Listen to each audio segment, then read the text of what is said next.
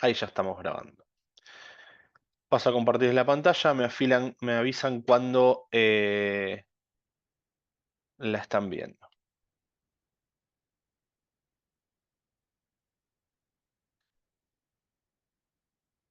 Ahí deberían estar viendo mi pantalla ya. Sí, se ve. Bien, perfecto. Esperen que voy a sacar la barra esta que me molesta. Ahí vamos. Bueno, como les había dicho, los fundamentos básicos de esta operación, ¿sí? Trefilado o trafilado. En realidad siempre hay una gran discusión sobre si es trefila o trafila. O sea, vamos a ver textos que hablan de los dos. Particularmente para mí es trefilado, así lo conozco. Pero bueno, más allá de un tema de nombres, básicamente lo que se hace es pasar, digamos, de un alambrón, lo que llamamos como alambrón, es arriba es alambre, básicamente, puede ser de acero, de cobre, de aluminio, de acero de bajo carbono, alto carbono, bueno, de los distintos materiales que yo puedo encontrar, digamos, la forma de alambre, ¿sí? Arriba de 12 milímetros aproximadamente se lo llama alambrón, abajo de 12 milímetros le llamamos alambre. Básicamente es lo mismo, simplemente que cambia de nombre o cambia de denominación, es un tema casi comercial en función de los diámetros. Para determinadas aplicaciones yo voy a partir de un alambre mayor a 12 milímetros, o sea, un alambrón, y voy reduciendo su diámetro, haciéndolo pasar, forzándolo, como ustedes ven ahí, a través de una matriz, ¿sí? Matriz o die, se llama también, o trefila, ¿sí? O boquilla, tobera, tiene un montón de nombres dependiendo de los textos. Básicamente es una matriz, ¿sí? Donde hay un ángulo, o sea, un emboque con un determinado ángulo, ¿sí? Un pasaje calibrado, ¿sí? Que es el D sub I, que estamos viendo, me estoy refiriendo, si ven mi cursor, a la imagen en el punto A, superior izquierdo, ¿sí? Y el material va a ir saliendo con ese D sub I, a medida que yo voy ejerciendo una fuerza de tracción, ¿sí? Desde el lado de menor diámetro. Esto va a producir, obviamente, una tensión, una deformación plástica en el material y voy a generar una reducción de diámetros. Obviamente, esa reducción de diámetros, ustedes bien saben que no es gratis. O sea, voy a obtener determinadas características mecánicas en cuanto a la resistencia, ductilidad, tenacidad posterior a esta deformación plástica. Esto puede ser en frío, puede ser en caliente. En general son procesos que se utilizan en frío, ¿sí? Son deformaciones plásticas que yo voy a ejercer sobre los materiales en frío. Obviamente yo no puedo pasar, por ejemplo, en el caso intermedio ahí de B, no puedo pasar de 12 milímetros a un alambre de 7 milímetros de diámetro en un solo paso, porque las tensiones que puedo generar, digamos, en esa reducción tan drástica de diámetros son muy, muy elevadas. Entonces, la reducción de diámetros van a ser escalonadas. Las voy a escalonar con distintas matrices, o sea, voy a bajar de un diámetro mayor a un intermedio, de ese intermedio a otro menor y así sucesivamente hasta llegar el diámetro final que yo quiero obtener. En el medio van a pasar un montón de cosas, deformaciones de las redes cristalinas, recristalizaciones, etcétera, incluso transformaciones martensíticas, ¿sí? Por más que sea en frío, con lo que muchas veces voy a requerir tratamientos térmicos intermedios, obviamente en función de la magnitud de esa reducción, de la magnitud de la variación que yo voy a obtener de esa sección, ¿sí? Pero es un proceso que se maneja básicamente a la tracción. Lo que ven a la izquierda, perdón, abajo a la izquierda es la sucesión de matrices, ¿no? Lo que estamos viendo en corte en el punto B, bueno, el C lo estamos viendo en perspectiva, es una sucesión de matrices, obviamente no es así, ¿sí? No es tan directo como ustedes están viendo, porque imagínense que el mismo volumen de material es el que va a salir, ¿sí? Si yo reduzco el diámetro, obviamente no me queda otra que aumentar la velocidad, ¿sí? Entre las matrices. No sé si se entendió lo último que acabo de decir. ¿Quedó claro eso? Sí, profe. ¿Sí? Bien. Para graficarlo un poquito más, lo voy a repetir, es la velocidad que yo obtengo de acá, no es la misma que voy a tener acá, no es la misma que yo voy a tener acá, y así sucesivamente, y mucho menos va a ser la misma que yo voy a obtener acá. Por ende, yo voy a necesitar ciertos equipos especiales si yo hago ese proceso, digamos, en un solo equipo. Si lo hago por batch, o sea, tengo una varilla, yo la paso por una matriz, luego paso por otra, luego paso por otra y así sucesivamente, no tengo ningún problema. Ahora, si la misma máquina tiene esas 6 matrices que yo estoy viendo en este ejemplo, bueno, tengo que implementar algunas soluciones en el medio. Por ejemplo, lo que ustedes están viendo en esta imagen de acá son tambores intermedios, ¿sí? Se llaman máquinas de acumulación, donde yo tengo las matrices en esta zona, ¿sí? Y esa diferencia de longitud entre los tramos que voy a obtener al reducir el diámetro van a ir siendo acumuladas, ¿sí? En estos tambores, ¿sí? Por un lado, ¿sí? Cada matriz va a ir, digamos, pidiendo la cantidad de material que haga falta independientemente una de otra. Las diferencias entre esas velocidades o las diferencias entre los metros lineales de material que voy a estar pasando van a ir siendo absorbidas por esos tambores que van a ir girando a distintas velocidades y acumulando el material, digamos, entre las operaciones intermedias. Después lo vamos a ver un poco más en detalle, pero básicamente este es el proceso. Por supuesto que a veces las cargas o las fuerzas que intervienen son bastante interesantes. Voy a tener que hacer un cálculo, digamos, con sus encantos, ¿sí? Porque imagínense que yo tengo que aplicar una fuerza de tracción tal como para permitir, digamos, esa deformación plástica en el material, pero tiene que ser, digamos, o sea, tiene que ser suficiente para poder generar esa deformación plástica, pero no mayor a la resistencia a la tracción del tramo delgado, ¿no? Porque lo único que voy a obtener va a ser cortar el alambre en lugar de hacerlo pasar por esa abertura, digamos, calibrada. Entonces, bueno, este proceso requiere, cuando nosotros diseñamos este tipo de herramientas, algunos calculitos, ¿sí? Que vamos a ver, digamos, no lo vamos a ver en gran profundidad, como siempre digo en esta materia, no vamos a entrar en cuestiones de tensiones, ni en estados triples, ni deformaciones, ni nada de eso, pero vamos a dar una idea de cuáles son las tensiones intervenientes y qué es lo que tenemos que hacer, ¿sí? ¿Quedó más o menos de qué se trata el proceso? Es como pantallazo general, ¿alguna consulta o duda? No, ¿O no, todo bien. entramos directamente entonces en el proceso? Bien, como siempre, gente, la primer consulta o duda que tengan directamente abren micrófono e interrumpen, ¿eh? Directamente, no hay ningún problema. Bueno, como les comentaba, es una forma de conformar metales, digamos, es una compresión, se la llama indirecta, digamos, porque yo no tengo dos superficies que están comprimiendo una sección como cuando hago un ensayo de compresión, sino que mediante una fuerza P, en este caso, esta fuerza que yo tengo acá de tracción sobre el alambre, lo que hago fuerzo, digamos, a que pase a través de esa abertura calibrada y reduzca su diámetro, ¿no? Por supuesto, aumentando el largo, digamos, porque la cantidad de material es la misma. La herramienta que yo voy a utilizar en este caso va a ser, es cónica, digamos, es una matriz cónica, digamos, una apertura mayor, un diámetro calibrado y una apertura menor.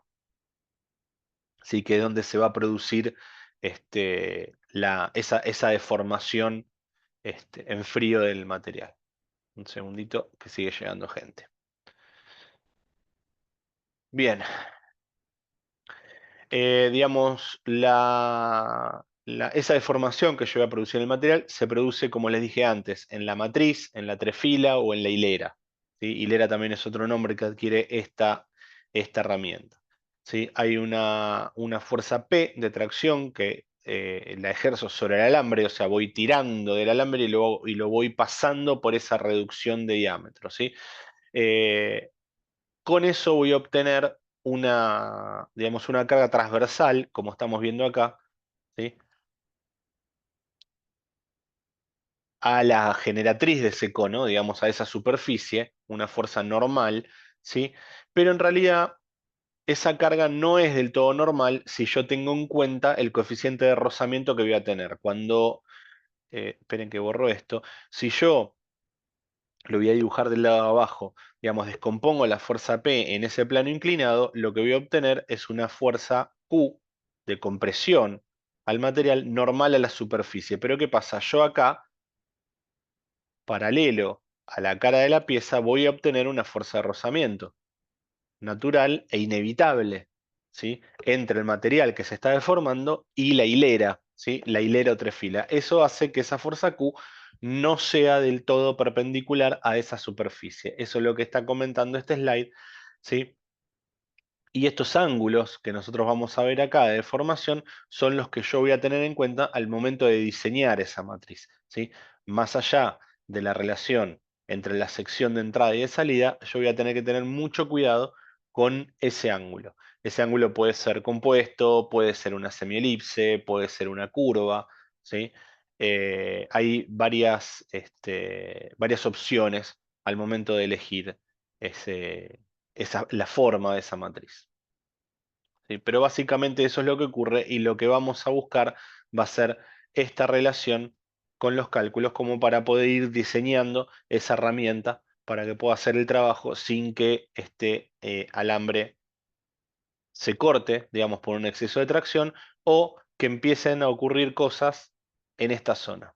Muchas veces, se lo voy adelantando, lo que ocurre que la fuerza Q, digamos, produce una tensión, digamos, de compresión o sea, una fuerza de compresión, mejor dicho, muy, muy alta y empiezan a aparecer microfisuras dentro de la estructura. La estructura falla, pero no a la vista, ¿sí?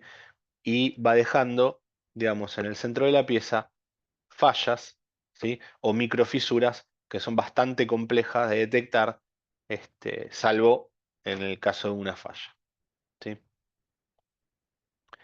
Em, Valores habituales, podemos tener 10, 14 grados, ¿sí? Donde la tangente de ese ángulo puede ser 0,05, ¿sí? Todo dependiendo de la lubricación también.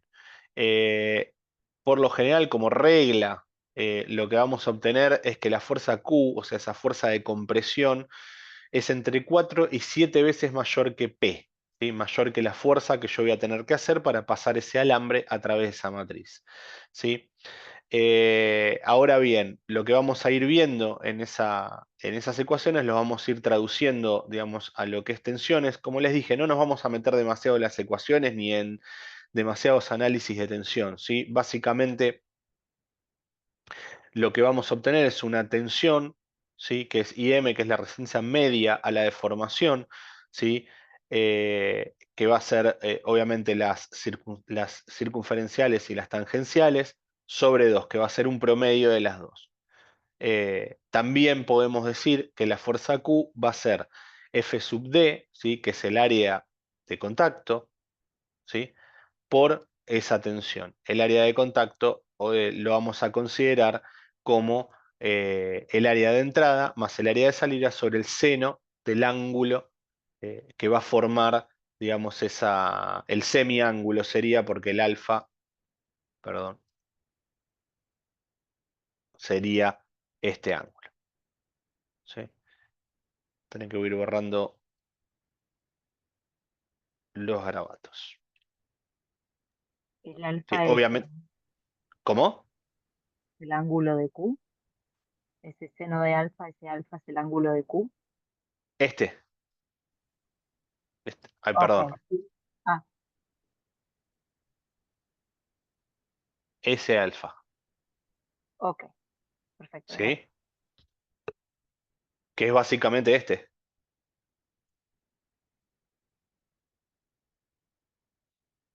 Bien, el 2 alfa, digamos que no es la inclinación, sino es la conicidad, si querés, que es el 2 alfa.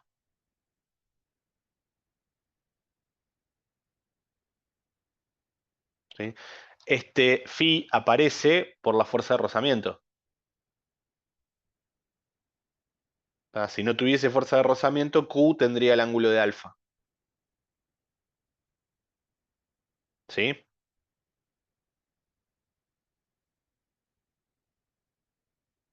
Bien. Bueno, vamos operando, reemplazando valores, ¿sí?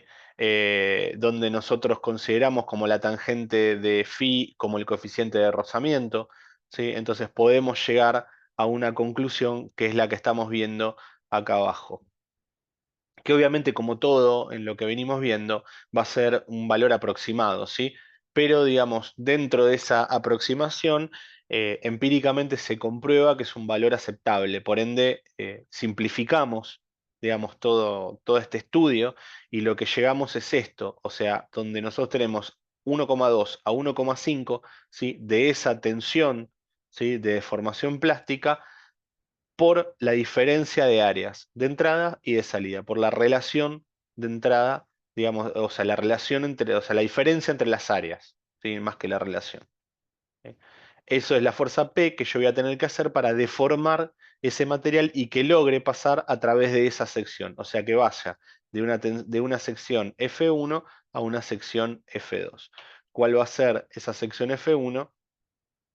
F1 es la sección del alambre original y F2 es la sección final. Ese es el cálculo de P. Por supuesto que P tiene que ser menor, ¿sí? A la resistencia a la tracción total de ese alambre, si no lo cortaríamos en lugar de hacerlo pasar, ¿sí? Em, Como dice ahí, si bien ese cálculo, o sea, nos está hablando de qué es lo que pasa en cuanto a los esfuerzos, no nos dice nada de qué es lo que pasa con el material. O sea, vamos a dibujar o vamos a diseñar una matriz, vamos a calcular un P, ¿sí? Una fuerza necesaria para hacer pasar ese material a través de la matriz, pero no nos está diciendo nada esa expresión, no nos está diciendo si es o no factible hacerlo. ¿Sí? Más allá de la carga que yo necesito para hacerlo, tengo que ver qué es lo que pasa con las tensiones dentro de ese alambre, que era lo que yo les comentaba. Yo puedo hacer pasar ese alambre, pero las tensiones pueden llegar a un límite en su interior, digamos, cuando yo deformo plásticamente esa pieza y puedo generar fallas, o sea, interrupciones o fisuras dentro del material que no las voy a ver cuando haga pasar el material por la matriz, ¿sí? Entonces, lo que vamos a hacer que ese juego de tensiones, digamos, la suma de esas tensiones de corte y de tracción, no vayan a ser superiores a la tensión de fluencia de ese material. Ya cuando paso por encima, esperen un cachito, de la tensión de fluencia, lo que va a pasar es que va a fallar ese material dentro del, digamos, del diámetro de ese alambre. Entonces lo que puedo estar haciendo es introduciendo fallas dentro de la estructura de ese alambre, ¿sí? Entonces esto también lo voy a tener que estudiar. Obviamente esto es un poco más complejo, ¿sí? Lo que estamos viendo, esperen un cachito que corro esto. Lo que estamos viendo acá son las tensiones que yo voy a tener tanto de tracción como de compresión, o sea, las longitudinales y las transversales, ¿sí? Que no deberían superar la tensión máxima digamos, de fluencia de ese material, ¿sí? Pero un cachito.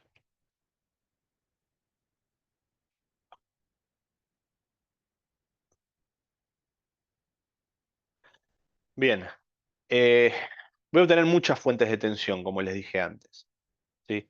Tensiones longitudinales, tensiones transversales o de corte, ¿sí? O sea, los sigma y los tau dentro de la estructura del material, sobre todo en esta zona, ¿sí? Que va a ser la de mayor deformación. Y además voy a obtener tensiones extra por, digamos, las tensiones de corte no uniformes dentro del material. Pero en cachito voy borrando. ¿Sí? Entonces lo que voy a hacer, voy a ir generando, digamos, deformaciones plásticas dentro de ese material en forma convexa, ¿sí? Voy a ir deformando esa estructura de manera no uniforme. Obviamente la magnitud, digamos, de estas tensiones de corte, digamos, por la no uniformidad eh, de esa sección, va a estar directamente relacionada con el ángulo que le voy a elegir yo. ¿Cuál va a ser? Espera un cachito, ahí vamos. ¿Sí? Lo que va a regir todo esto va a ser, digamos, esto que estamos viendo acá. la suma de las tensiones no debería superar la tensión máxima, ¿sí? Las tensiones debidas al cambio de forma geométrica, ¿sí? Por la resistencia a la deformación plástica, las tensiones generadas por la fricción entre el alambre y la trefila propia, y las tensiones debidas a la aparición de esa deformación, de ese cizallamiento no uniforme, ¿sí?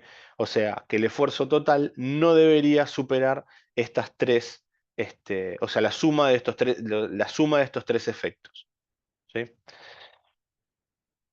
Esperen que voy a correr esto acá.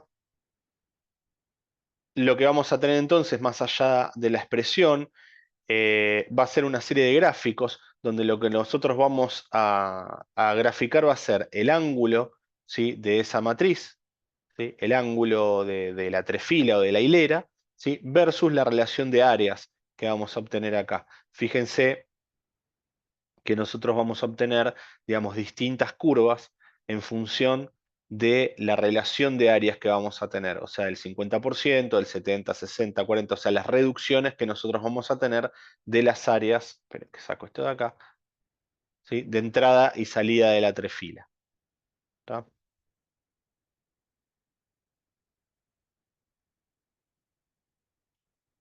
Ahí va. Ahora bien, como les dije, en el centro del alambre la situación es totalmente distinta, ¿sí? Eh, Vamos a llegar, digamos, desarrollando toda esta teoría de tensiones, vamos a llegar a la expresión, digamos, de la tensión máxima digamos, en el centro del alambre, que es bastante más compleja. Si nosotros graficamos esa expresión, lo que vamos a obtener, en función también de la relación de áreas que estamos haciendo, va a ser un gráfico como el que vemos acá. Y fíjense que a partir de cierto valor, digamos, cierto ángulo de la tobera, las tensiones se disparan, ¿sí? Con lo que vamos a tener mucho cuidado, de qué es lo que está pasando más allá de las tensiones para calcular si el alambre se va a cortar o no al momento de pasar por la trefila. Tenemos que tener cuidado, como les decía en un principio, ¿sí? Porque si nosotros llegamos a ese defecto, digamos, que se llama sobrepasar el alambre, lo que va a pasar es que van a aparecer, digamos, fisuras en el centro del alambre a medida que vaya pasando por la trefila. Lo que está ocurriendo es que la suma de tensiones está superando ampliamente la resistencia de ese material, como estamos viendo en estas curvas que se van disparando a medida que van aumentando los ángulos de la tobera, ¿sí? Para evitar todo eso, nosotros vamos a tener que hacer algunas cuentas siempre, al momento de diseñar una trefila. Por supuesto que hay un montón de factores como el rozamiento, la terminación superficial, puedo poner trefilas revestidas, puedo hacerlas sumergidas en lubricantes, puedo lubricar el alambre, puedo hacer tratamientos superficiales del alambre para ir reduciendo esas tensiones, y sobre todo las que tienen que ver con el rozamiento, ¿sí? Ahora, el proceso en general, como hablamos, va a ser un tratamiento térmico de ese alambre, una preparación superficial del alambre, el trefilado propiamente dicho, y el revestimiento superficial luego del proceso de trefilado o trafilado, ¿sí? Eh,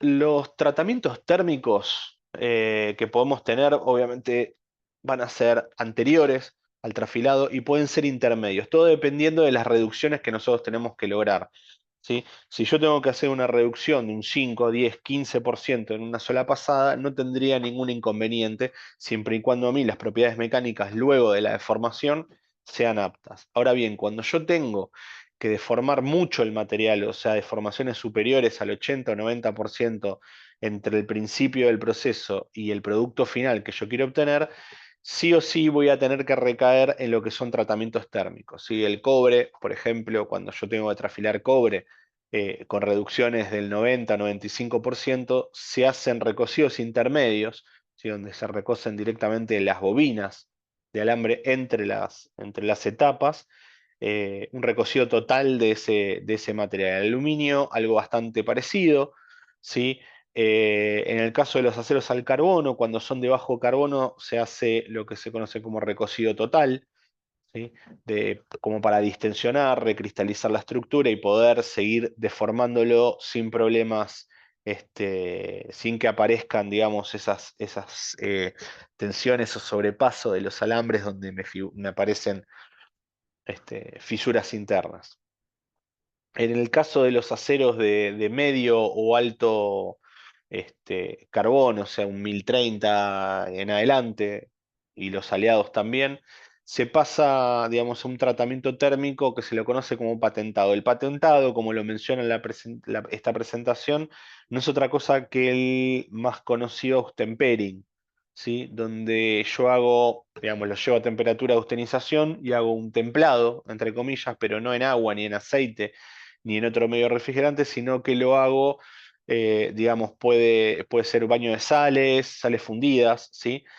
Puede ser en baños de plomo, ¿sí? Donde hago un enfriamiento brusco hasta 300 y pico, de ahí a 500 grados aproximadamente. Entonces lo que hago, la martensita, o sea, la estructura martensítica que yo voy a obtener por la gran deformación plástica, la transformo en una perlita fina, si quieren, en una estructura perlítica de grano más fino. Eso lo que me da es aumento de la ductilidad, ¿sí? Distensiono y hago un aumento de la ductilidad bastante interesante con ese proceso. El austempering es el típico proceso para las cuerdas, digamos, las cuerdas, los cables de acero, etcétera, ¿sí? Es un proceso, un tratamiento térmico bastante común en este tipo de procesos, sobre todo en los aceros de alto carbón, ¿sí? Bueno, en cuanto a la preparación superficial, cada vez que salimos de un tratamiento térmico, siempre hay un grado de oxidación, ¿sí? Por ende, lo que voy a obtener va a ser un material entre el acero que quiero deformar o el cable que yo quiero deformar versus la matriz. Voy a obtener una capa de óxidos, ¿sí? O combinaciones de óxidos que van a tener, digamos, sobre todo altos coeficientes de fricción. Entonces yo voy a buscar procesos, ¿sí? Que me permitan sacar esas capas antes de pasar por las tres filas, ¿sí? Pueden ser mecánicos, pueden ser químicos, ¿sí? Vamos a ver que básicamente son decapados, donde yo puedo hacer o bien decapados químicos mediante, digamos, ataques ácidos, ¿sí? Con posteriores inhibidores para no atacar el material base, ¿sí? Si yo lo sumerjo en un ácido voy a sacar el óxido, pero también puedo llegar a atacar mi material base y eso es algo que no quiero que ocurra. O si no, directamente también puedo hacer cepillados o granallados para remover esas capas de óxido de manera mecánica, ¿sí? Básicamente como para mantener dentro de parámetros adecuados los coeficientes de fricción entre el material base y las matrices.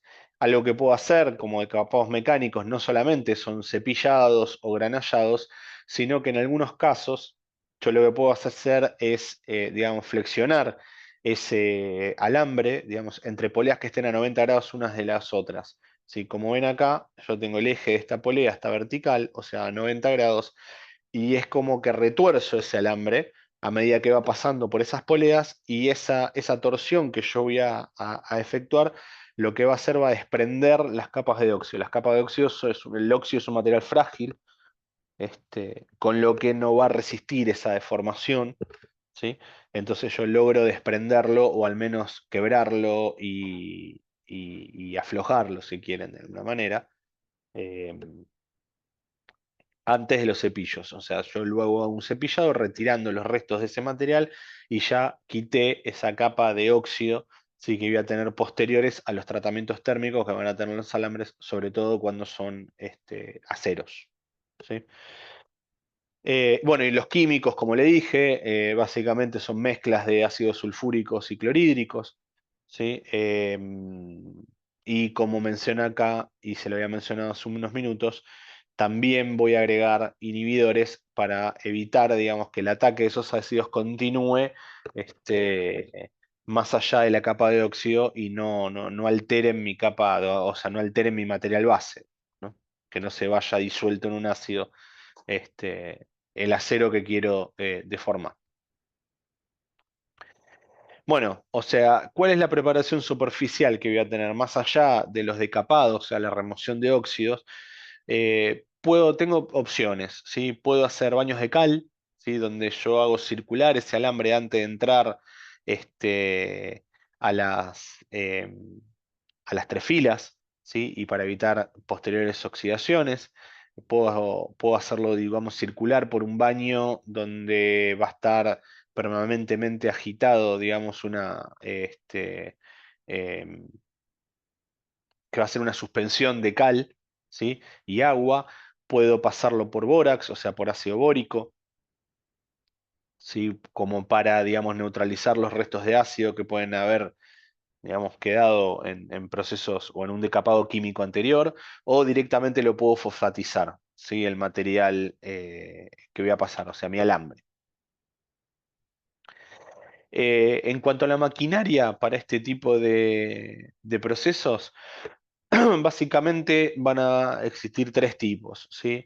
Van a tener distintas velocidades, distintos rangos de aplicación a medida que yo voy aumentando la productividad de las máquinas o las velocidades de proceso.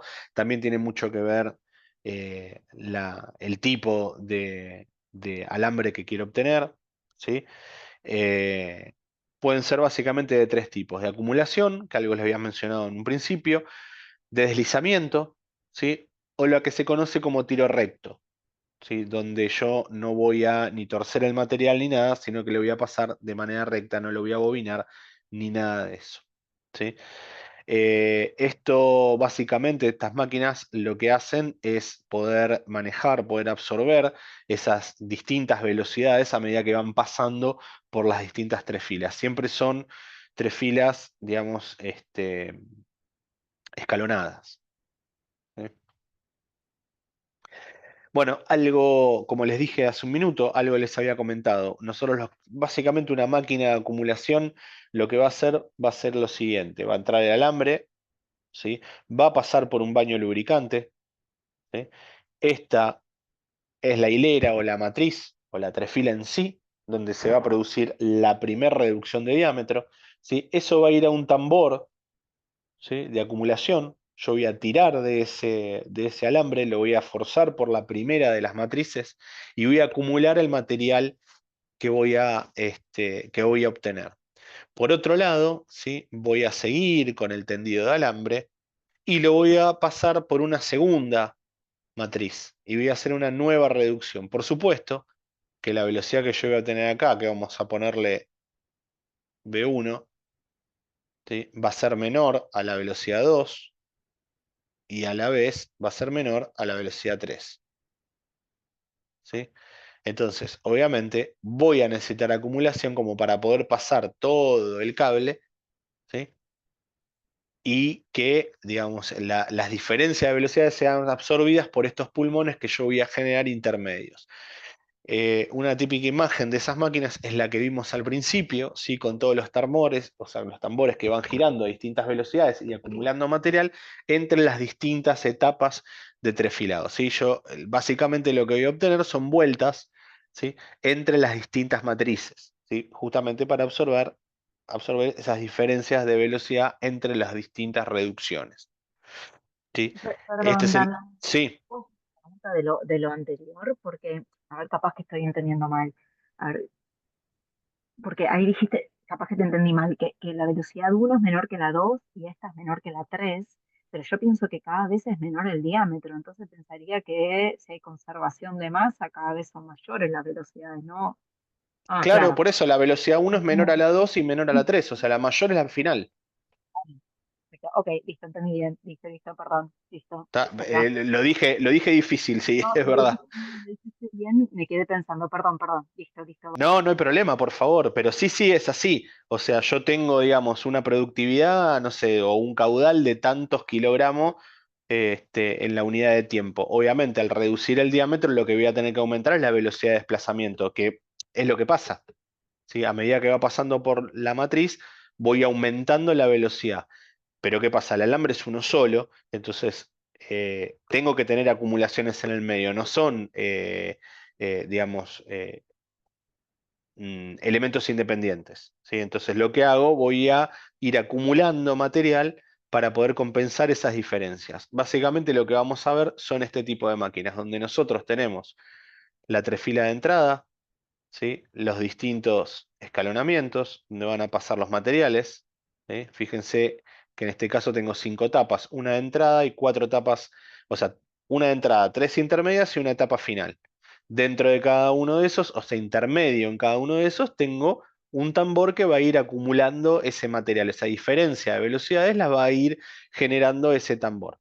¿Sí? A la vez de que también son los responsables de generar la tensión digamos, de generar atracción, ¿no? Entre uno y otro. ¿Sí? Y obviamente acá están los contenedores, digamos, donde en estas zonas es donde yo voy a aplicar los lubricantes en los que voy a sumergir ese alambre antes de entrar a las matrices para poder pasar y reducir ese coeficiente de fricción que vimos en un principio. ¿Sí? Algunos ejemplos más. ¿Sí? Fíjense que en esta imagen se ve bien. ¿Sí? ¿Lo ven estos contenedores? Ahí es donde se va a agregar el lubricante en cada una de las etapas. ¿Sí? Entonces, el alambre va a quedar sumergido en el lubricante a medida que va entrando en la tobera, ¿sí? O en la matriz o en la hilera. Perdón que vuelva a preguntar. Sí, no hay problema. Em, a ver, vos decís que hay acumulación de material, o sea que no se conserva la masa. ¿Cómo no se conserva la masa? La masa del alambre es la masa del alambre, esa es constante, no va a variar. El problema es que cuando vos tenés un diámetro más grande, tiene una longitud. Cuando tenés un diámetro muy fino, tiene mucho más. Claro, claro, ok, o sea, se va haciendo más finito y más largo, pero cuando uno dice acumulación, Correcto, quizás la palabra acumulación me confunde. La acumulación tiene que ver con que se va haciendo más largo, exacto. ok, Las diferencias, las diferentes velocidades que vos vas a obtener, ¿sí?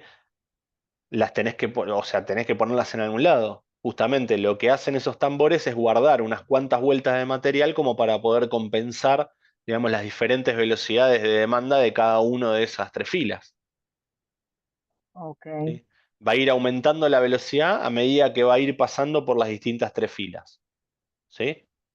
Entonces ok, lo que va a pasar es que yo voy a necesitar acumular material entre las etapas para que cuando, digamos, una etapa consuma material, a ver, digamos, cuando, a ver, ¿cómo te puedo explicar?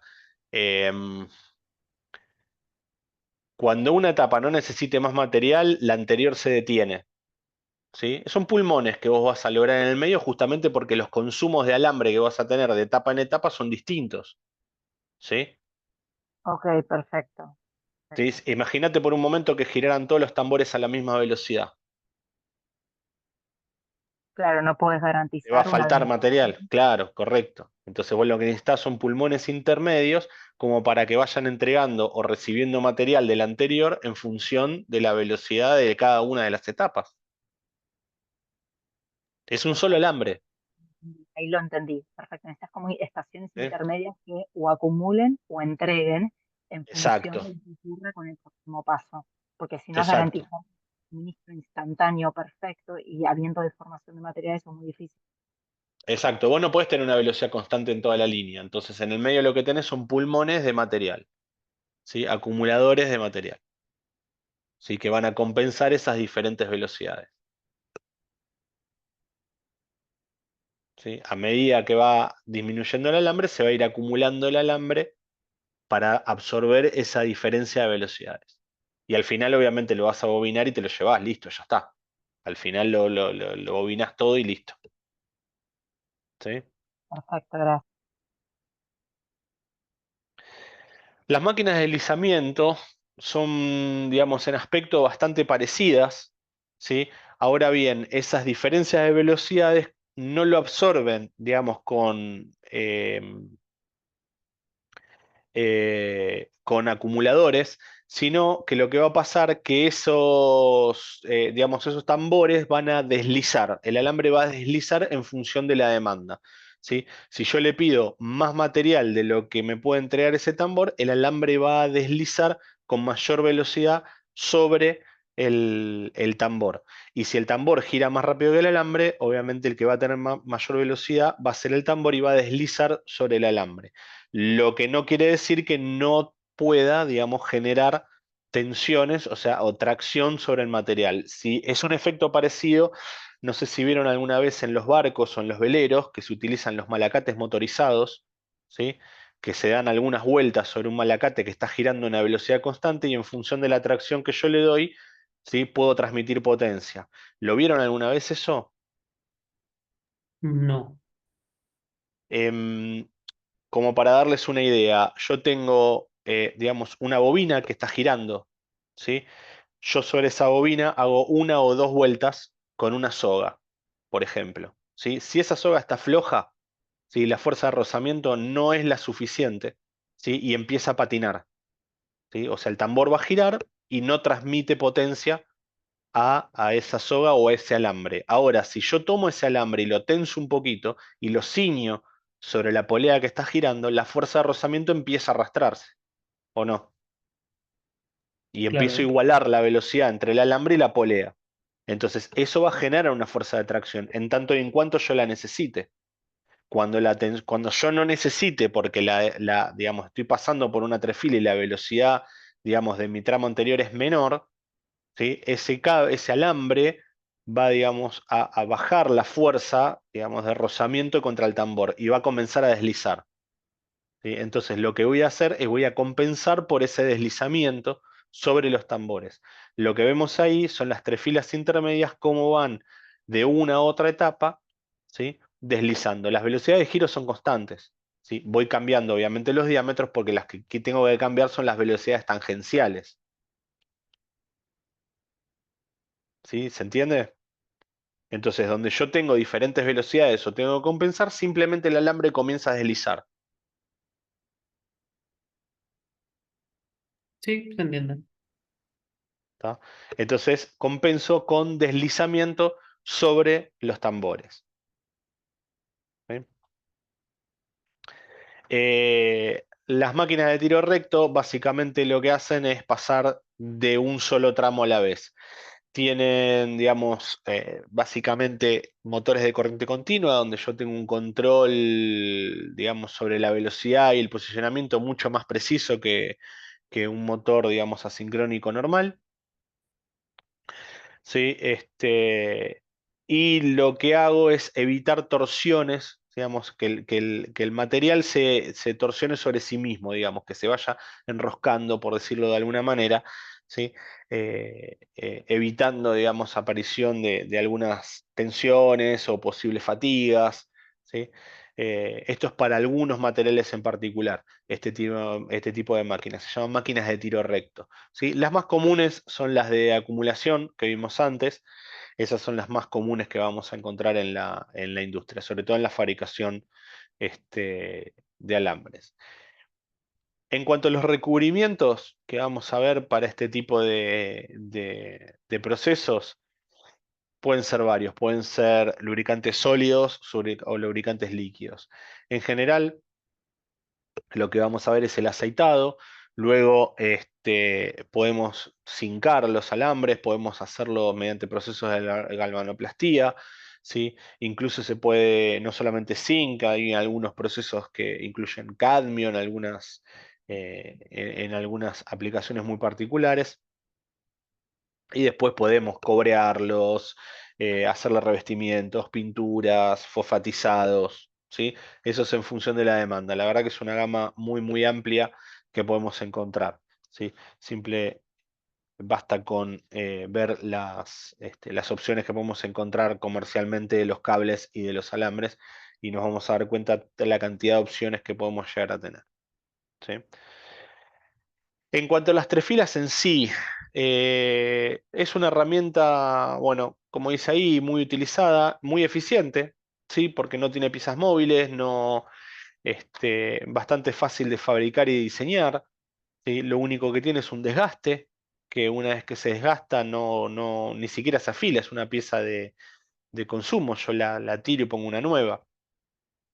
¿Sí? Y aparte, no necesito grandes herramientas, son pequeñas, son pequeños insertos, ¿sí? Que se colocan sobre bastidores o portaherramientas, si quieren, o portamatrices.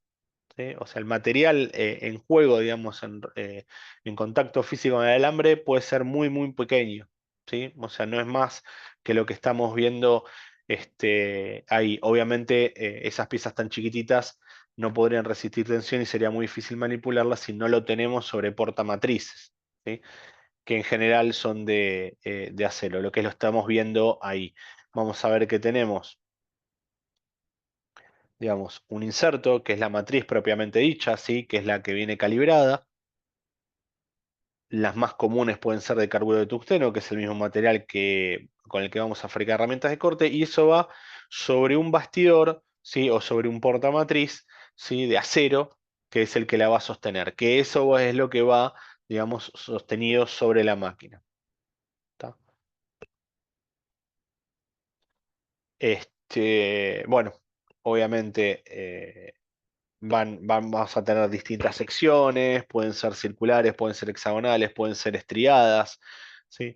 Está muy estudiado esto. En general tenemos una serie de ángulos, ¿sí? Donde nos vamos a basar, van a estar, digamos, tabulados. Las matrices tienen mucho que ver con los materiales que voy a pasar por dentro. Por ende, para un acero, por ejemplo, un típico es 16 grados, para aluminios también 16 grados, por ahí un poco más para lo que son inoxidables, menos grados, fíjense que para aceros de alto tenor o de alto carbono o aleados está por los 12 grados, ¿sí? Son muy, muy variables. Son obviamente fabricadas a demanda en función de los diámetros que yo quiero obtener. Como les dije, la mayoría están hechas de carburo de tungsteno, justamente por la resistencia al desgaste que tienen por la muy alta dureza. Podemos revestirlo, de hecho la mayoría son revestidas en la industria de producción, ¿sí?